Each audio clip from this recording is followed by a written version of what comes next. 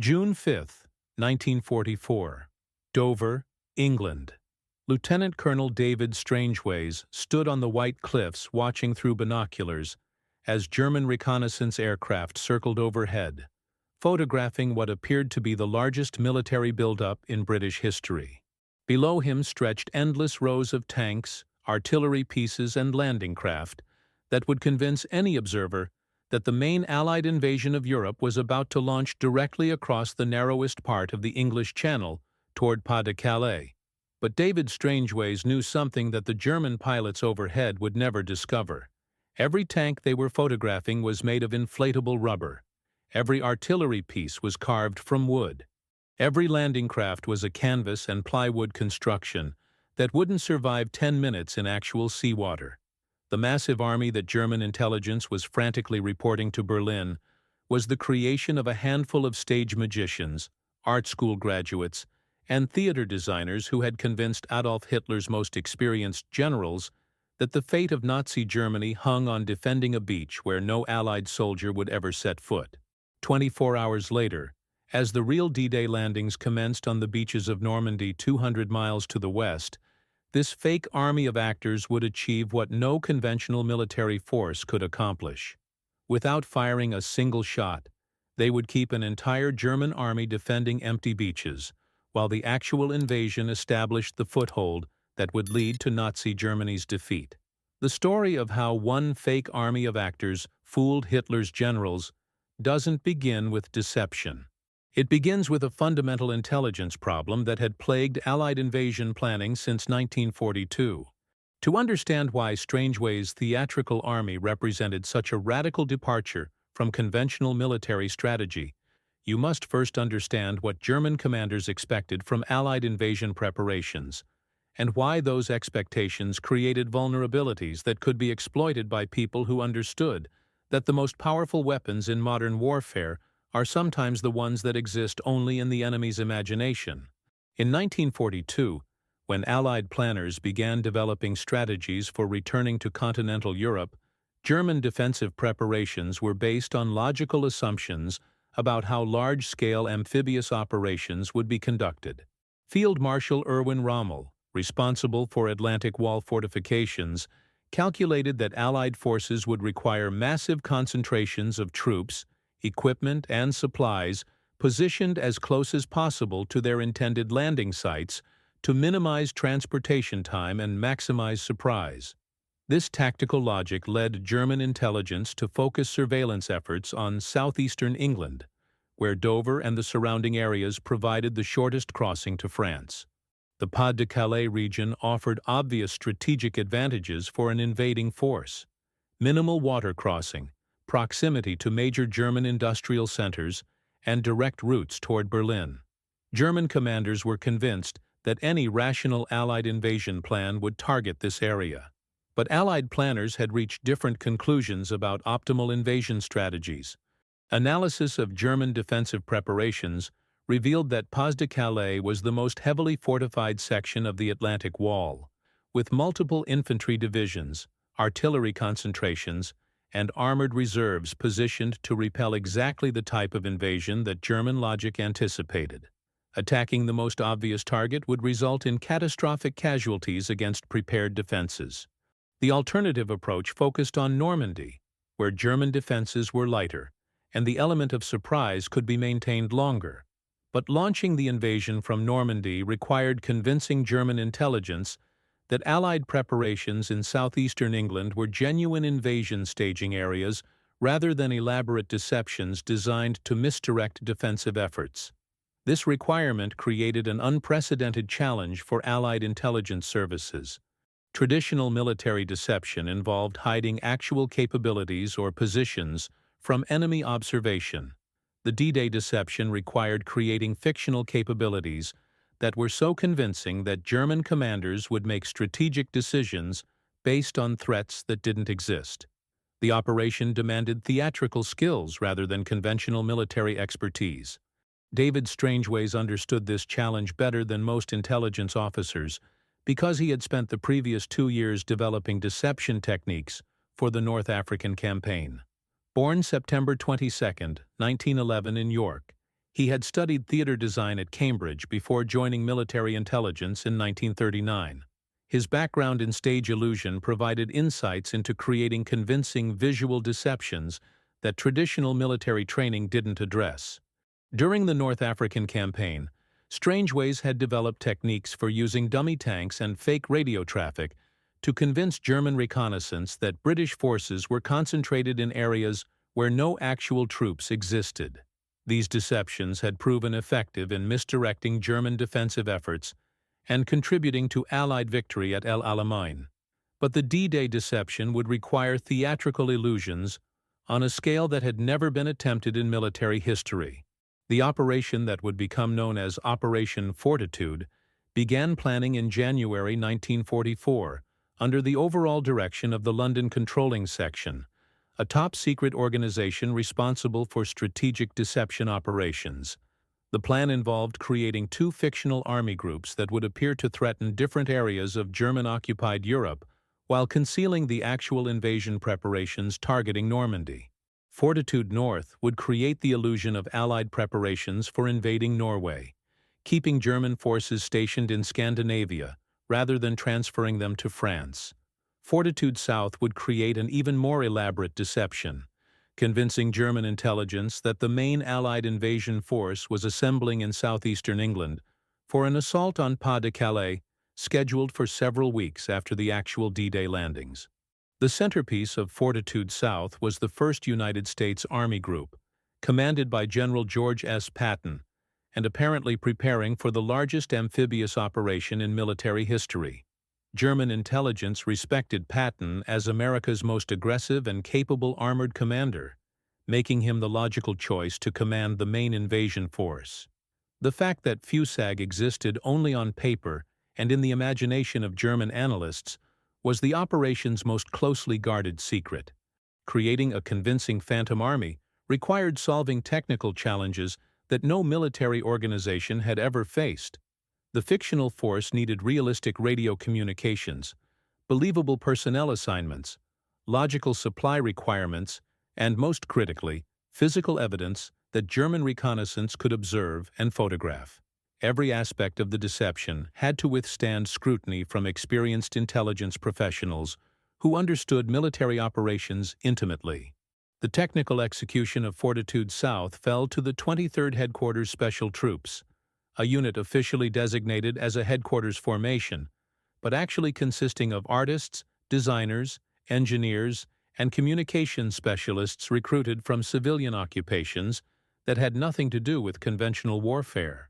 The unit's personnel included fashion designers, advertising executives, Broadway set designers, and professional magicians who brought skills that West Point had never taught. The most visible element of the deception involved creating physical props that would convince German aerial reconnaissance that southeastern England was packed with invasion forces. This required manufacturing thousands of dummy tanks, artillery pieces, aircraft, and landing craft that would appear authentic when photographed from aircraft flying at typical reconnaissance altitudes of 8 to 12,000 feet. The dummy equipment was manufactured using techniques borrowed from Hollywood movie studios and Broadway theater productions, but scaled up to meet military requirements that entertainment industry had never faced. Tanks were constructed using inflatable rubber frameworks covered with painted canvas that replicated the visual signature of actual Sherman and Churchill tanks. The rubber frames were manufactured by the Goodyear Tire and Rubber Company using patterns developed from detailed measurements of actual military vehicles. Each dummy tank required approximately 48 hours of skilled labor to construct, involving teams of seamstresses, painters, and assembly specialists who had been recruited from film studios, advertising agencies, and theater companies. The canvas covering was painted using camouflage patterns that exactly matched those used on real tanks, with weathering effects added to simulate the appearance of vehicles that had been in field service for extended periods. Artillery pieces presented different technical challenges because they needed to maintain realistic proportions and shadows when viewed from above. These were carved from wood using patterns developed by furniture makers and ship carpenters, who understood how to create large-scale wooden structures that would maintain their shape under outdoor conditions. Each dummy artillery piece was treated with weather-resistant coatings and positioned on realistic firing platforms that included simulated ammunition storage areas. Landing craft represented the most complex construction challenge because they needed to appear functional when photographed from aircraft, while being light enough for small crews to deploy and redeploy quickly. These were built using plywood frames with canvas sides, employing boat-building techniques adapted for rapid mass production. The canvas was painted to simulate the appearance of steel hulls, with careful attention to creating realistic reflections and surface textures that would convince aerial observers.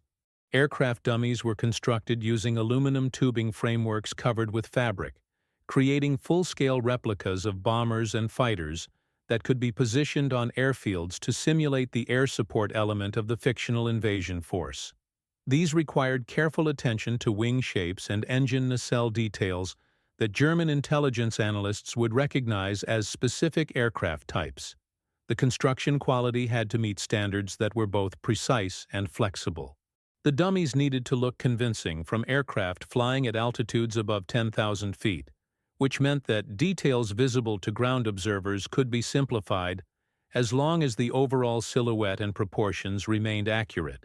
But they also needed to be lightweight enough that crews of 4 to 6 men could deploy and redeploy them quickly to simulate the movement patterns that would characterize genuine military preparations. Radio deception represented an equally complex challenge that required creating fictional communications networks that would convince German signals intelligence that FUSAG was conducting realistic military operations. This meant generating radio traffic that reflected the communication patterns of actual army groups, while avoiding any transmissions that might reveal the deception to experienced German radio analysts who had spent years studying Allied communication procedures. The 23rd Special Troops developed elaborate radio scripts that simulated the communications patterns of division-level formations conducting invasion preparations.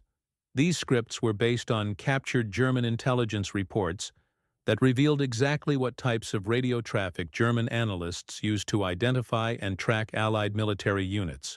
The fictional communications had to include the specific message formats, transmission schedules, and technical protocols that German signals intelligence had learned to recognize. Operators transmitted fictional logistics reports detailing fuel consumption rates, ammunition expenditures, vehicle maintenance schedules, and supply delivery confirmations that created realistic signatures of large-scale military operations. Personnel updates included transfer notifications, training completion reports, medical statistics, and leave authorizations that reflected the administrative activities of actual Army-level formations preparing for major operations. Training schedules were particularly important because German intelligence used these transmissions to assess the operational readiness and deployment timeline of Allied units. The fictional training reports described amphibious assault exercises, combined arms maneuvers, air-ground coordination drills, and specialized equipment familiarization that would logically precede large-scale invasion operations. Operational planning discussions required the most sophisticated scripting because they needed to sound authentic to German analysts who understood military planning procedures intimately. These transmissions included references to tide tables, weather assessments, naval coordination requirements, air support schedules, and logistics timelines that reflected genuine invasion planning processes while supporting the fictional narrative about targeting Pas-de-Calais. The radio operators were trained to replicate the transmission characteristics of actual military units, including the distinctive keying patterns of individual radio operators that German signals intelligence used like fingerprints to track specific units and personnel. Each operator developed a consistent transmission style that German analysts could recognize and follow over time, creating fictional military identities that became familiar to enemy intelligence services. Communication protocols had to follow the security procedures that German intelligence expected from Allied military units, including proper authentication codes, message encryption methods, and transmission timing patterns that reflected genuine military communications security practices. Any deviation from expected protocols might alert German analysts that they were monitoring fictional rather than genuine military communications. Each fictional unit maintained consistent radio signatures that built credible electronic identities over weeks of simulated operations. The communications patterns included realistic command relationships, with appropriate message traffic flowing between fictional headquarters units and their supposed subordinate formations. The volume and timing of radio traffic was carefully calculated to match the signatures that German intelligence associated with Army-level formations. Physical movement of the dummy equipment was choreographed to simulate realistic military activity that German reconnaissance could observe and interpret as genuine invasion preparations. Dummy tanks were moved between staging areas according to schedules that reflected actual military logistics. Construction activity was timed to create the impression of expanding base facilities and supply depots. The movement patterns were designed based on detailed analysis of how actual military units conducted major operations. Intelligence specialists studied German reconnaissance reports from previous campaigns to understand what visual indicators German analysts used to assess Allied capabilities and intentions. The Fortitude deception was carefully crafted to provide exactly the evidence that German methodology would interpret as confirmation of massive invasion preparations. Weather conditions played a critical role in timing the deception activities. Dummy equipment deployments were coordinated with German reconnaissance flight schedules to ensure maximum visibility during periods when German aircraft were likely to be overhead.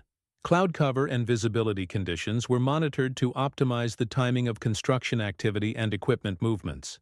The psychological aspects of the deception proved as important as the technical elements. German intelligence analysts were looking for evidence that confirmed their existing expectations about Allied invasion planning. The Fortitude deception provided exactly the type of evidence that German logic anticipated, making it easier for analysts to reach conclusions that supported the fictional narrative rather than questioning whether their observations might be misleading. The operation's success depended on understanding how German intelligence organizations processed information and made strategic assessments. Fortitude planners studied captured German intelligence reports to understand analytical methods and decision-making processes that would influence how reconnaissance evidence was interpreted and reported to higher command levels. By May 1944, German intelligence had accumulated overwhelming evidence that Allied invasion preparations were focused on southeastern England and targeting Pas-de-Calais. Reconnaissance photographs showed massive concentrations of equipment and supplies that intelligence analysts calculated could support invasion forces of over 1 million men. Radio intercepts confirmed the presence of Army-level formations that German signals intelligence had been tracking for months through consistent communication patterns and operational signatures. Visual observations by German agents operating in Britain provided additional confirmation of construction activity consistent with major military operations. These agents, mostly recruited from Irish Republican Army sympathizers and other anti-British groups, reported extensive port facility expansions, fuel depot construction, ammunition storage areas, and transportation infrastructure improvements that supported intelligence assessments about invasion preparations. The photographic evidence was particularly convincing because it showed not just static equipment concentrations, but also dynamic activity patterns that reflected realistic military operations. German aerial reconnaissance documented the systematic movement of tank formations between staging areas, the progressive expansion of supply depots, and the construction of temporary airfields that would support invasion operations.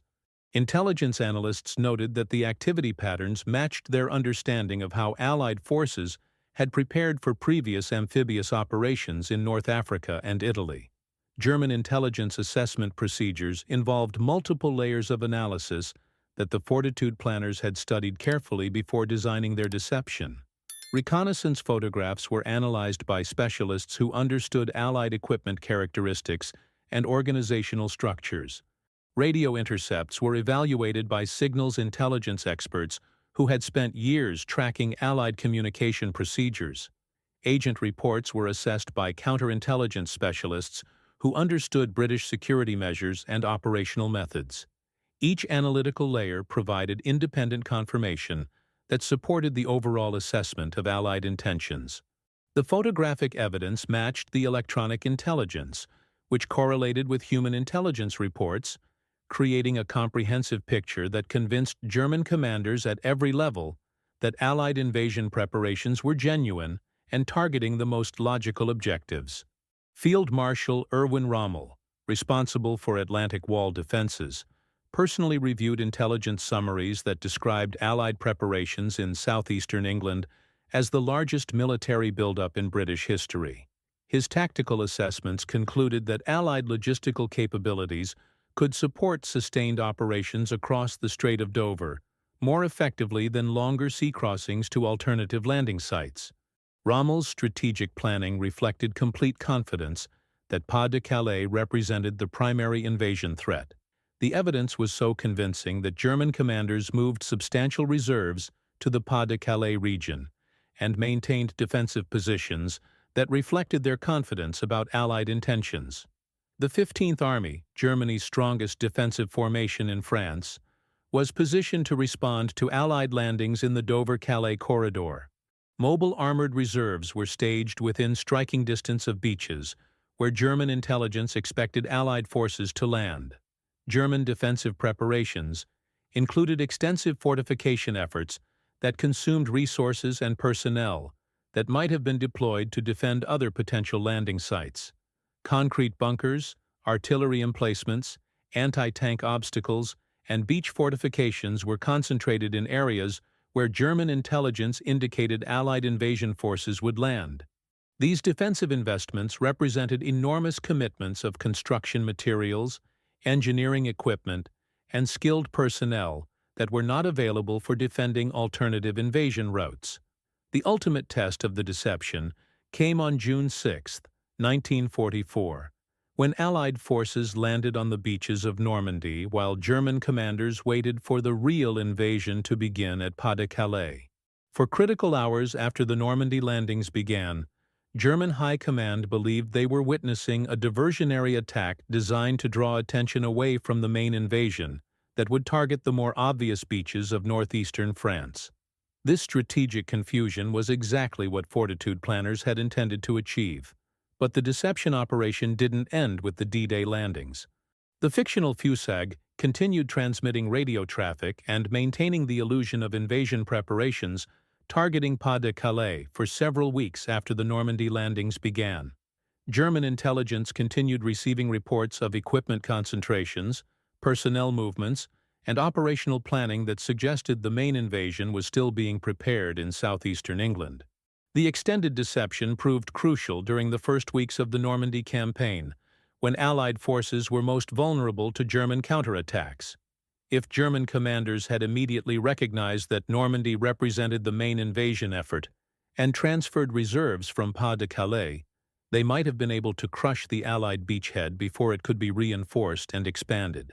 Instead, German defensive responses remained divided between defending the actual invasion site in Normandy and maintaining strong reserves to counter the fictional invasion threat at Pas-de-Calais. This strategic confusion prevented German forces from concentrating their full defensive capabilities against the real Allied invasion, allowing Allied forces to establish secure beachheads and begin building up forces for the breakout operations that would eventually liberate France. The psychological impact of the deception extended far beyond the immediate tactical advantages gained on D-Day itself. German commanders who had been fooled by the Fortitude deception began questioning their analytical methods and strategic assumptions. Field Marshal Gerd von Rundstedt, overall commander of German forces in Western Europe, admitted after the war that the Allied deception operations had been so sophisticated that German intelligence had lost confidence in their ability to distinguish between genuine and fictional threats. The recognition that Allied planners were capable of such sophisticated deception operations created uncertainty that influenced German decision-making throughout the remainder of the war. German commanders became more cautious about acting on intelligence reports, knowing that Allied deception capabilities could make any information suspect.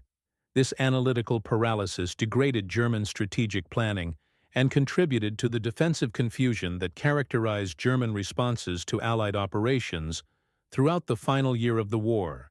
The technical success of Operation Fortitude demonstrated that theatrical techniques could be more effective than conventional military capabilities when applied to strategic deception operations. The combination of visual props, electronic simulation, and psychological manipulation had achieved strategic effects that would have required massive conventional forces and probably resulted in much higher casualties. Post-war analysis revealed that the Fortitude deception had been even more successful than Allied planners had dared hope. German intelligence had not only accepted the fictional evidence, but had also built strategic plans based on threats that existed only in carefully constructed illusions. The Phantom Army had influenced enemy strategic planning more effectively than many actual military formations. The techniques developed for Operation Fortitude influenced intelligence operations throughout the Cold War period. The recognition that sophisticated deception could influence enemy decision-making led to systematic development of psychological warfare capabilities that remained classified for decades after the war. The understanding that perception could be more important than reality became fundamental to intelligence doctrine. David Strangeways continued developing deception techniques after D-Day, contributing to operations that misled German commanders about Allied intentions during the advance into Germany. His innovations influenced post-war intelligence organizations and established principles for strategic deception that remained relevant throughout the Cold War competition between superpowers. The 23rd Headquarters Special Troops remained classified for 30 years after the war, with unit members forbidden from discussing their wartime activities. When the organization's history was finally declassified, public recognition of their contributions revealed how unconventional military capabilities had achieved strategic effects that conventional forces couldn't match. Modern military deception operations continue using techniques developed during Operation Fortitude, though contemporary technology has created new challenges and opportunities for strategic deception. The fundamental insight that enemies can be defeated by manipulating their perceptions rather than destroying their capabilities remains relevant to current conflicts where information warfare plays increasingly important roles. The success of Operation Fortitude also demonstrated the value of recruiting personnel with unconventional backgrounds for specialized military missions. Artists, designers, and entertainers brought skills that traditional military training didn't provide, proving that effective military organizations needed diverse capabilities rather than uniform backgrounds. Educational institutions now study Operation Fortitude as an example of how creative thinking and interdisciplinary approaches can solve strategic problems that conventional military methods couldn't address. Military academies, intelligence training programs, and business schools use the operation to illustrate how understanding enemy psychology can be more valuable than superior firepower. The legal and ethical implications of strategic deception operations became important considerations for post-war military planning. Operation Fortitude raised questions about the boundaries between legitimate military deception and activities that might violate international law or ethical standards. These discussions influenced the development of rules governing intelligence operations and psychological warfare. In June 2024, 80 years after the D-Day landings, Operation Fortitude continues to be studied as one of the most successful strategic deception operations in military history. The recognition that a fake army of actors achieved strategic effects that conventional military forces couldn't match serves as a reminder that the most important battles are sometimes won through imagination rather than firepower. The story of how one fake army of actors fooled Hitler's generals demonstrates that the most effective military operations sometimes involve creating threats that exist only in the enemy's mind. David Strangeways, and the 23rd Special Troops proved that theatrical skills could be more powerful than tanks and artillery when applied to strategic deception, while also showing that victory sometimes depends on understanding enemy psychology better than enemy capabilities. Their legacy lives in every recognition that perception can be more important than reality in strategic competition, every willingness to recruit unconventional talents for specialized missions, and every understanding that the most devastating attacks sometimes target enemy decision-making rather than enemy forces. The revolution happened through artists and magicians who created an army that existed only in German imagination, but influenced the course of World War II more effectively than many actual military formations, proving that sometimes the most powerful weapons are the ones that fire only blanks but hit exactly where they're aimed.